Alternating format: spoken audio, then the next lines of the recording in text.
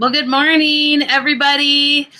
I'm super excited today to be interviewing Jacquie Jordan. She is coming to us from California. Welcome, Jacquie.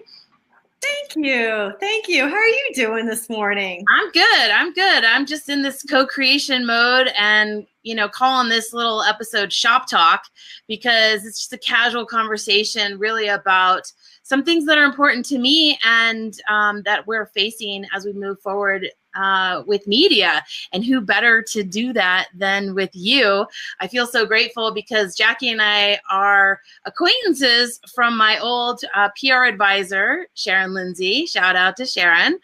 And she's just a leader and a thought-conscious leader and also an expert in her field, or should we say a guestpert. So let me just do a brief little opening on Jacquie so that you guys can understand how amazing she is. So she's a 2-time Emmy-nominated TV producer and a New York Times best-selling publisher, which after watching an interview of yours yesterday is a thing because not a lot of people are able to say that these days. She's the founder of the California-based TVGuestpert.com and TVGuestpert Publishing. She's been involved in booking, supervising, and producing as many as 10,000 plus television guests. Her reign has come from successfully launching and executing many syndicated daytime programs and cable TV shows. Jacquie's the author of Get on TV, The Insider's Guide to Pitching the Producers and Promoting Yourself. And my favorite, and what I do want to talk about first, is Heartfelt Marketing, Allowing the Universe to Be Your Own Business Partner. So welcome to this episode of Shop Talk, Jacquie. Thank you so much.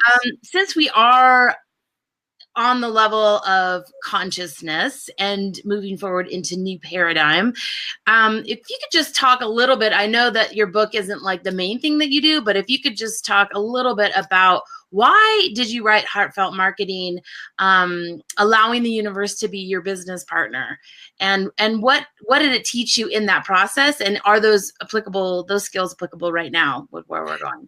Thank you so much. Well, first, I want to compliment you because what I think that you're doing and what you're holding, and having known your successful business of Aqua Mantra, and as having been a huge fan of it and a customer of Aqua Mantra, to what you're doing now with Shop Grazie is really amazing. And I think it's really brave because you're definitely a path cutter and a disruptor, trying to moving forward with entrepreneurism and breaking old paradigms, which is not easy to hold. No, you know, you have to, it's not easy to hold. So I really commend you for that.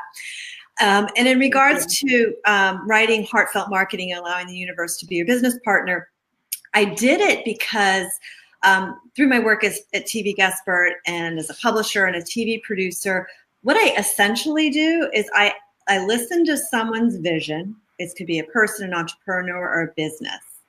And then I do the action steps to aggregate the opportunity that's in alignment with the vision. Right. So after, and usually it comes through the media. So that's what was my forte, is, putting people in positions where they can be seen, heard, recognized, messages, branding gets recognized so that we grow their core business. Right. Okay. So when I wrote Heartfelt Marketing, Allowing the Universe to Be Your Business Partner, what confused me at the time, and I did write the book in 2011, but what confused me at the time was that I had these very successful, strong entrepreneurs, business owners, people who were really successful in their own careers, we would create the opportunity that they were paying us for what they wanted, and they would sabotage or self-destruct before the opportunity. Yeah. And it gave me so much compassion for myself, because I'm, also have done that to myself, and to the process of what it takes to be expanded, and what it takes to put the courage that it takes to put yourself out there, your brand out there, your message out there, and creating the internal bandwidth that's required to be really successful. And, sometimes we just don't, we don't stop and consciously think about that before we're like, hey world, here I am, Right. And that is a process. So that's why I wrote the book Heartfelt Marketing, was to, one, identify in myself where I was doing that. And I share many of my own stories of complete self-sabotage, as well as, the amazing people that I was working with. And we see this with actors and actresses and successful people all the time. They get success, but they don't have the internal bandwidth. Yeah. And the internal, or sometimes even the external structure to hold the success that comes in. And we all see themselves, what that looks like when it self-destructs. Right, right. Awesome. Well, thank you. So that just kind of like sets us up, which is so great, because we are going to be talking today about how social capital will create a new paradigm in media. And so speaking of, so just want to kind of understand from your perspective that you have these celebrities, right? So the celebrities, I'm sorry if I froze there. The celebrities, they're primed for success. They're primed for being in the spotlight. That's their job. Now, anybody can be in the spotlight. Total game changer. Yeah. So I'm just curious, from your perspective, does that, with the heartfelt media, does that actually shift and translate better or worse with people who are just kind of putting themselves out there? Or do you even experience that? Well, I work with people. So like my business is based on, just experts. I have had a long history of producing celebrities and working with celebrities. So it gave me the template to understand and work with business owners and experts. And we can't be successful as business owners, creators, entrepreneurs, whatever we want to call our embodiment of expression in the world, especially in sacred commerce, if we don't have either the tools to put ourselves out there, and people need to find us, and more so now than ever with the clutter of social media, the clutter of anybody can, brand themselves and declare their expertise or their moniker. The vetting process is just, it's wide open right now. So the ability to speak up, to communicate a message, to get that heard, to get people on board is almost more important now than it probably ever has been, because there's so many people coming into the marketplace. The great news is that everybody has access to a marketplace that they never did. I always think about the mompreneurs, like being a mom now, a stay-at-home mom, isn't going to stop any woman from earning a fantastic living. Whereas, when we were growing up, it was, you had to leave the house, and we became kids, Self-Tupperware. Yeah, exactly. So like that has completely changed, which is awesome. And at the same time, it means that a lot of people are also in the game. And how do we get our word, our action, our product out there so that we can make the change or deliver the service that we want to do. Right. So what do you think about Shop Grazie's direction? Because our focus is, you get 6 circles, and in those circles are your favorite things that you recommend. And what it is it's all peer recommendations. So we're going to have a link where you can post it on social media, where you can drive traffic to your own personal page. But we're bypassing all of the reviews. We're bypassing any cost to people to even do this kind of marketing. It's just going to be a unique page for themselves. Do you think that's going to work in favor with what's happening right now, which is a little bit of an overwhelm, because there's a lot of stuff coming in our feeds. It's almost like we're having a hard time really locking in on what it is that we want. Or do you think that'll just be another distraction? Great question. First off, so just to validate my witnessing of your experience as an entrepreneur, is when you did Aqua Mantra, you were really one of the first people with a product to hit the market. And people, when you did Aqua Mantra, it was like, I am grateful, Yeah. And we weren't speaking that language, and you were putting it on water, Dr. Emoto, we're putting on, good, healthy, clean water, the declaration. And I think it was about 10 years ago, and now, and you sold the business successfully. And now but now that is in the zeitgeist. We all speak from, I am happy, I am grateful, I am blessed, right. I am abundant, I am happy, I am joyful. Like, we speak from the I am. And so that's, where you are. Where you are now at this place that I get to witness of you is that you're basically taking the best of Facebook, and the best of Etsy. Yes. And putting it together as a business model. And when something like that percolates in the zeitgeist, when I'm working with my clients, I'm always said, go for it, because if you don't do it, somebody else will. Yes. You're doing a fundraiser, it's on the women that supports women entrepreneurs. Yeah, I'll do that right now. ifundwomen.com. That's right. Crowdfunding. And you're basically doing that. You're taking the Facebook circles, or Google has the circles, but Google circles didn't work or Hangouts didn't work at all. No. As like a Facebook Hangouts. And you're taking the Etsy store and you're just rewarding the social media networking contacts in terms of purchasing. So I think it's genius. I think, and I think you're definitely like the person to take charge and activate this type of transaction. And what I've also think the old paradigm of how we used to do business is going out, which is just, used to be just win-win, but it usually was really like I win, Right, exactly. And now we're like live in a world of plastic because it was only about like I win. And now that isn't supportive and we see the damage of it, to me, I look at it has to be win-win-win. Like it has to be the Trinity. It has to be able to win for me. It has to win for you. And the output has to win for all. Yeah. And that's what Shop Grazie is doing, is making it the win-win-win for all. And I look for that in all my business relations now is like, how is it a trifecta of benefit and win for everybody involved?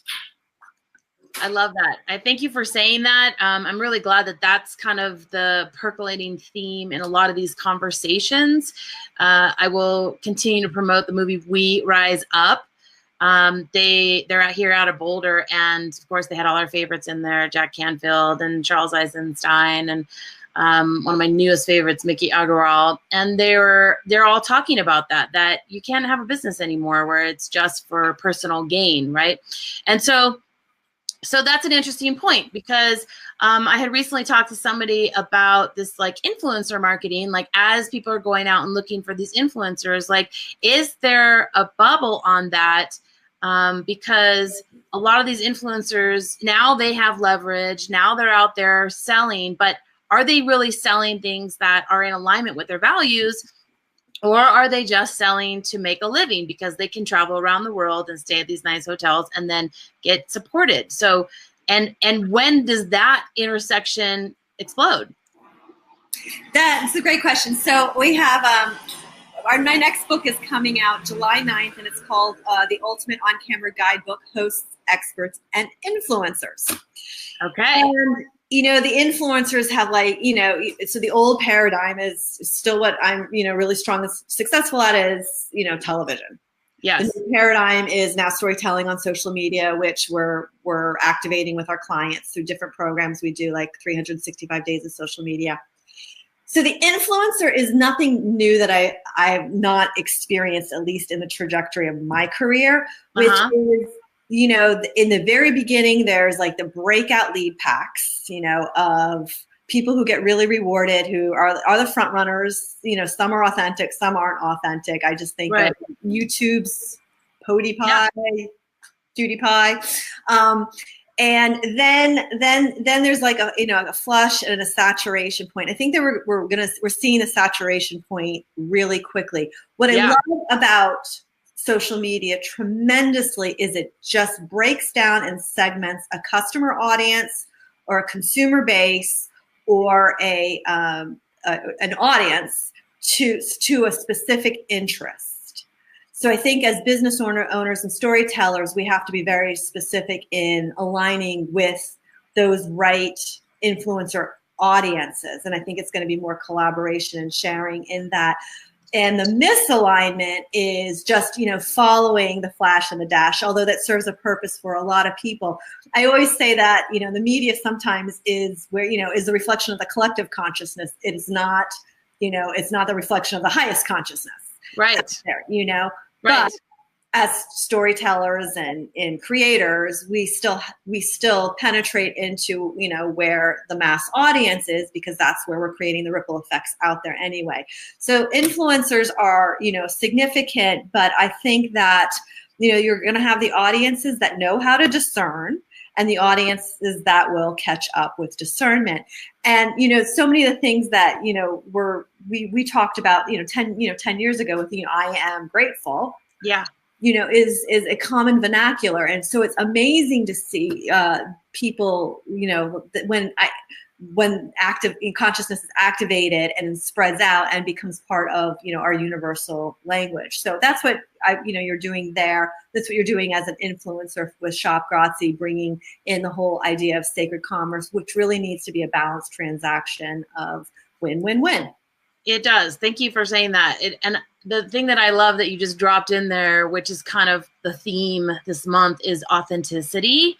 The thing about Shop Grazie is that it's going to be a platform where the retailers can communicate with the brand cheerleaders, not necessarily because they're going to make money, but because they love the brands, because the brands are actually doing great work in the world. That's actually what my focus obviously has been, is to really influence them, because let's be real, it is costing a lot of money, and I'm sure you could speak to that, to hire people to market you, or to even break through on Amazon to be able to even be seen. So we don't want to limit our entrepreneurs. It's so great because Marianne Williamson, I just saw her on the Bloomberg report, and she said a great thing about capitalism being more conscious. It's let's not limit the dreamers. Let's support them so that they have an unlimited ability to create and to support capitalism. And it just feels like right now everything is limited with the amount of money that you make or what you need to be able to break through that ceiling. And so that's really, for me, because I did create Aqua Mantra, and this was pre-social media. I think it was just kind of starting out, Yeah. So I had to go to events and I had to promote to people individually. But I can't even imagine right now, because if I don't have a giant budget, and even then, when the distributors wanted us to promote with them, they wanted $5,000 to $10,000 just to even put us in the store. That always comes with a price tag. But how do we break through that? And I think social media, the content right now, is what people are trying to do, is to break through with that. But what if we actually had this platform where we could really communicate, and it was free for everybody to join, right? And we can support each other in our own sacred economy. That is what I am attempting to create right now. Is more of this fair space where you're not penalized because you don't have the resources, because you and I both know that when you start out as an entrepreneur, you just want to make sure your idea sticks, right? You want to make sure that it has legs, that people are actually going to take it to the next level. Otherwise, you need to move on and create another idea. So that's what I get really excited about too, is offering a space for people to play with that and do that. And maybe everybody wins and maybe they don't, but at least it's not taking out of their pocket necessarily to be able to promote their innovation. So what I hear in what you're saying, and what is going to be provided by your service, is that it's going to change, which is needed, customer relations. Yes. Because customer service is, I think, awful, especially right. Anybody has to deal with a utility bill or utility company knows that. Yeah. And customer service is terrible. There used to be a time when all customers were right, and that was taken advantage of, and now all customers are way wrong. Yeah. And so by holding more of a personal relation in the dynamic, because it was a referral through Shop Grazie, right. What I'm hearing is that it holds a higher level of authenticity, accountability, responsibility on both parties for the end result. Yeah. And that's a shift in the customer service piece of things that I get to hear in what the offering is, which is really, really well needed, because it just holds a higher level of integrity all the way through the entire process. As a publisher of books, well, obviously we deal with Amazon, but we do it through traditional publishing. So it's a different relationship than being a self-published author with just a URL on an Amazon page, which is a behemoth of being lost in a gazillion URLs. Right. And not that I discourage people from self-publishing, because I think message is awesome and you put it out there in any way or structure that best supports you. Absolutely. But when you do it through Amazon, you really aren't only selling to your sphere of influence, because it's really hard to get them or to get a visibility or recognition in that. So by doing something with what you're doing with Shop Grazie, is you're kind of breaking that system down and then playing on the exponentiation of moving the sphere of influence out in a way that Amazon doesn't. So I hope Amazon doesn't hear that, because I don't want to be rewarding them for social media context referrals that way. But that's where something so large like Amazon is a disservice to smaller businesses, and smaller businesses play such a huge part in the economy. Yeah. Like, not a lot. Women entrepreneurs are playing such a huge part in the economy. So even though we're underneath the structures of these big behemoths who have terrible customer service, our power is not to be to be misperceived as small because we're not hitting these large numbers. I think we're so number oriented, liked oriented. How many likes did we get? How many followers do we have? That we're not also evaluating the strength of our followers.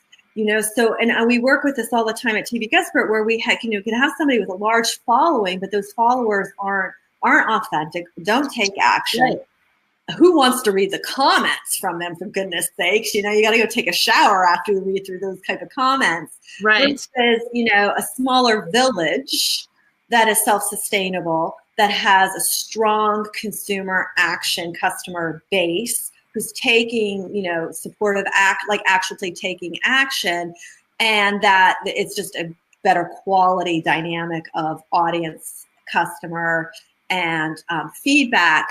I think that is a value that is not recognized and supported in the power that it truly is. And I feel like that's where us as women entrepreneurs are really cutting into.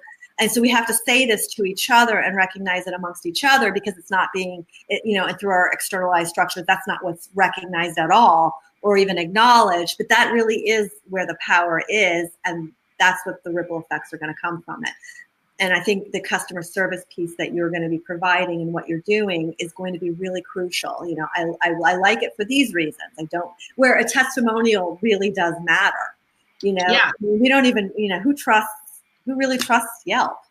Well, that all of it, because it's all run by bots now. I mean, everything is bought. Everything. Social media is all purchased right now. So it's like, I love it, because people actually will give me their pitch of Shop Grazie back. And a famous author had said to me recently, she called it a marriage of trust and tech. And I thought, oh, that's really great, because that is what we're doing. You won't put anything in a circle that you don't trust or love, or you look like an idiot. Right. Why would you put something in there that you don't actually either own or value, right? And so it eliminates the time for me to be going and researching, because I would just come to you and I'd be like, okay, I need to know exactly what it is that she's focusing on right now.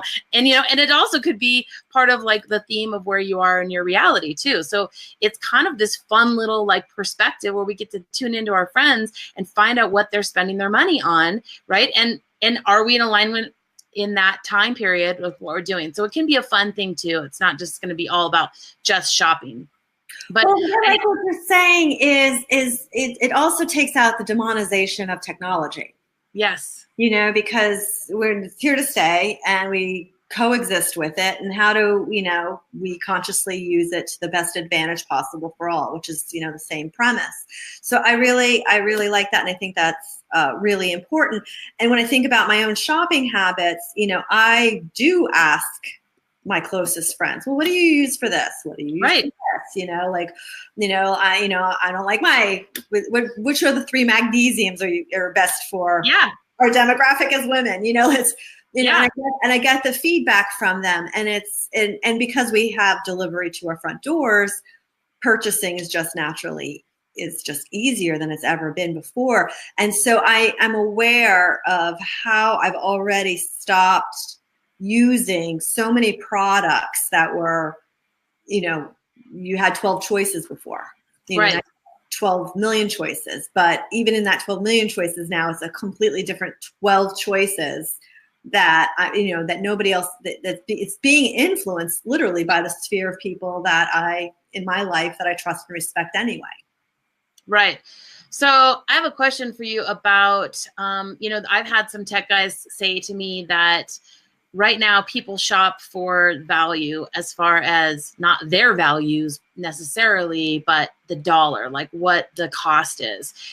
And they said that this is going to be an uphill battle, honestly, for me because of changing consumer behavior. So I just want to get your opinion of that, because I feel this is me in my personal world, is like my values are so important to me, and in the slew of everything, I would rather spend more money on something that is going to be supporting the environment. This company, this brand, this owner is either fair trade or B Corp, right? So that's me, right? I'm obviously clearly passionate about that, but do the mass people, are they going to be willing to do that, or is this just going to be a niche little hub that we will start the trend and eventually get people on? I'm just curious what you think about that. Well, I do believe that we vote with our dollar, period. Like, I think we vote for our dollar. I also don't think, I don't believe that price is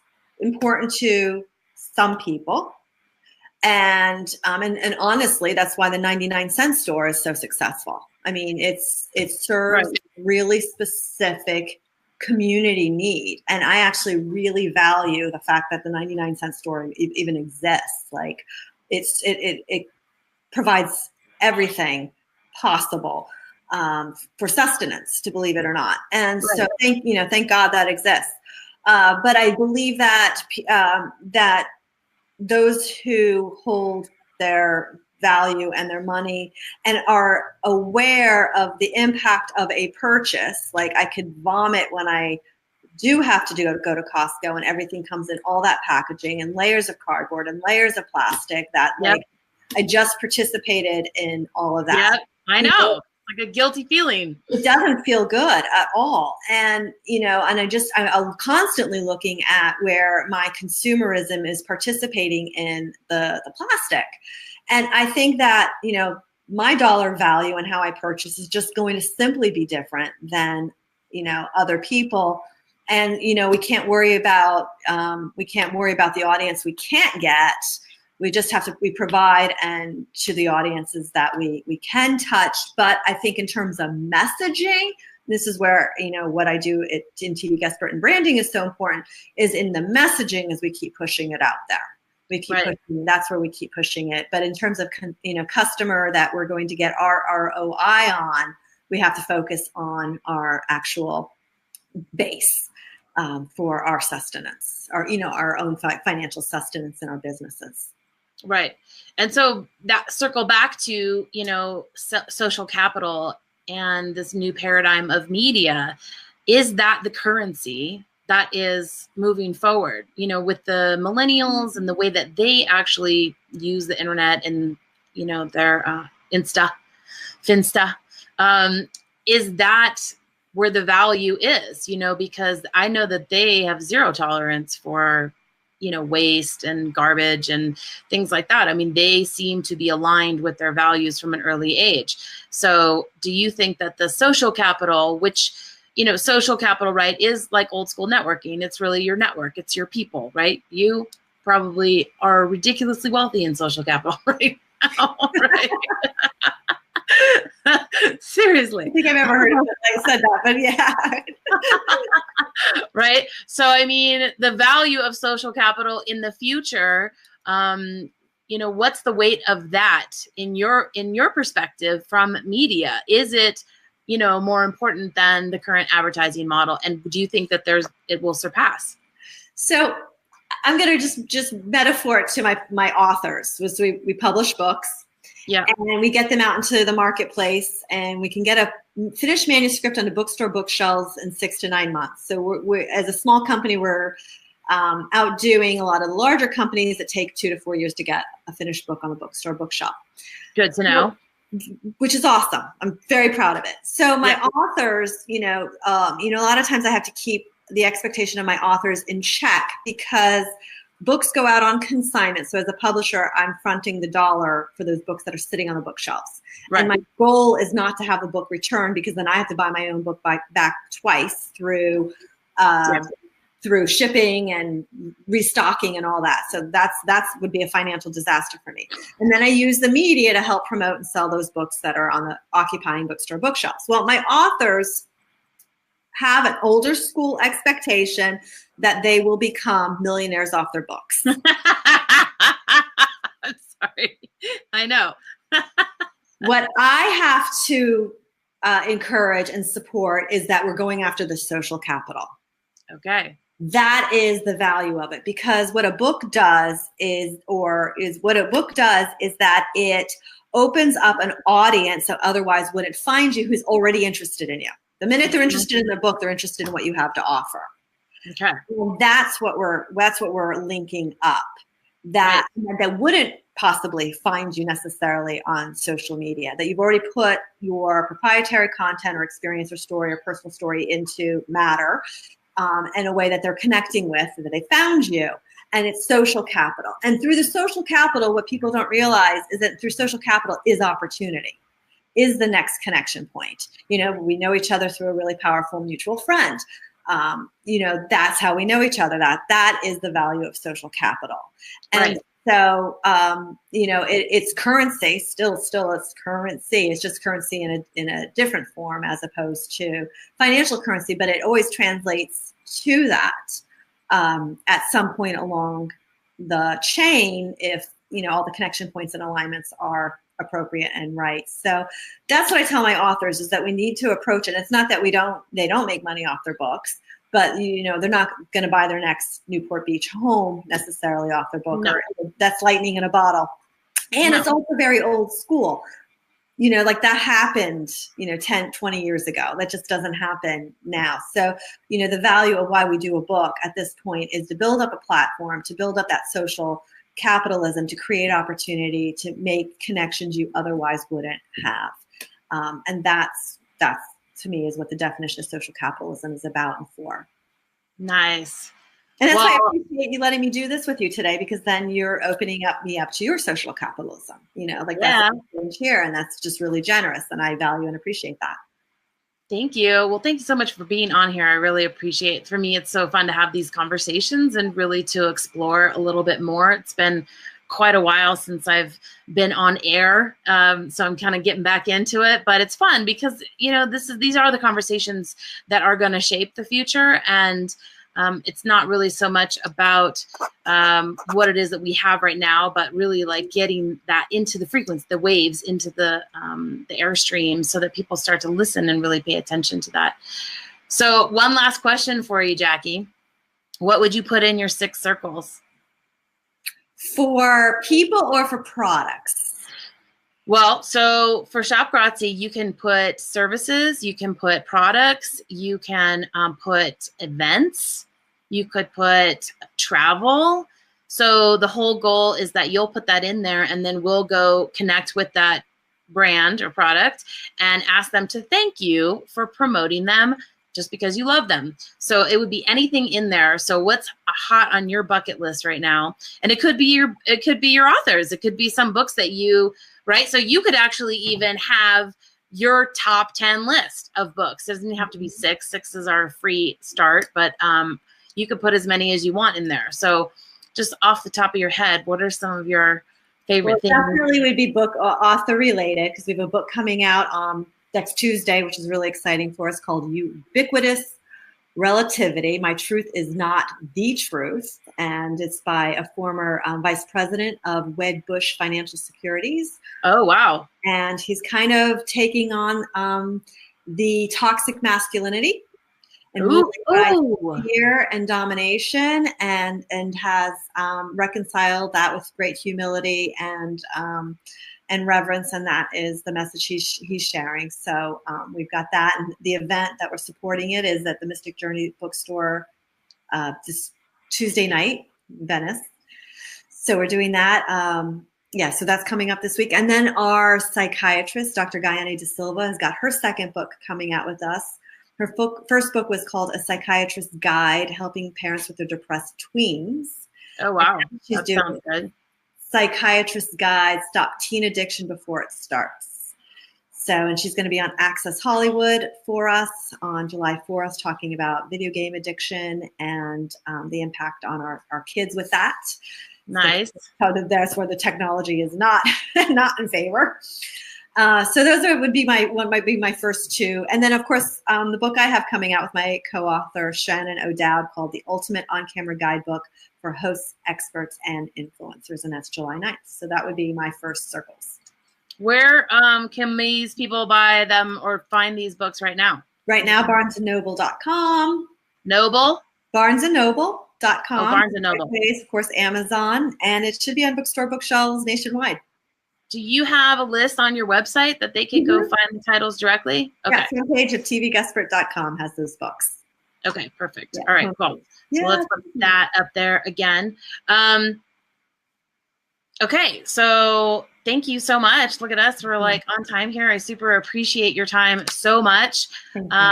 And one last thing I just want to say is my crowdfunding campaign is the ultimate social capital right now. I have 1,000 people who care was really the hashtag that I developed, and I'm only at 57 people who care.